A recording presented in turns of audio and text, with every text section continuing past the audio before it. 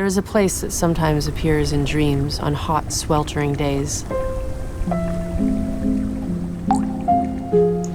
Yeah, we can see the ice caps getting smaller and smaller. Knowing when the Greenland ice sheet was present and when it was gone are absolutely critical questions as we look out in the next couple hundred years to what's going to be probably the most massive change that we've ever seen as a species.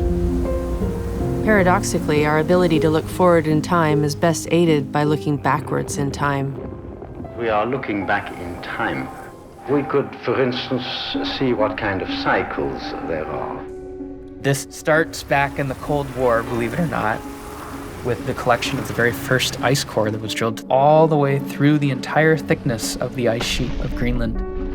And they recovered about 3.5 meters of frozen sediment. These sediments were forgotten about. When we opened these boxes, it was just like finding, gold or something better than gold. I said, I think there's fossil plants in here. Boom, there's a twig. I couldn't believe it. Every single sample has plants in it, which was surprising. And then we look at these and we're like, oh my God, there's bugs in it. The only way you're going to get light on those sediments underneath almost a mile of ice is if the ice is gone. Just what was the threshold that caused that part of Greenland to not have ice on it anymore?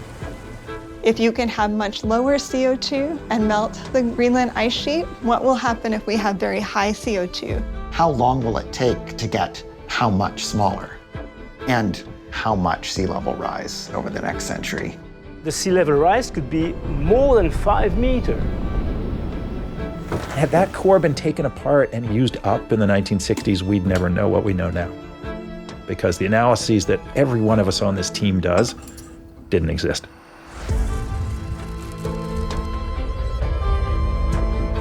That archive of sediment holds precious clues about the rhythm of the ice sheet, its patterns of ice retreat and advance, the memory of darkness, light, and ice.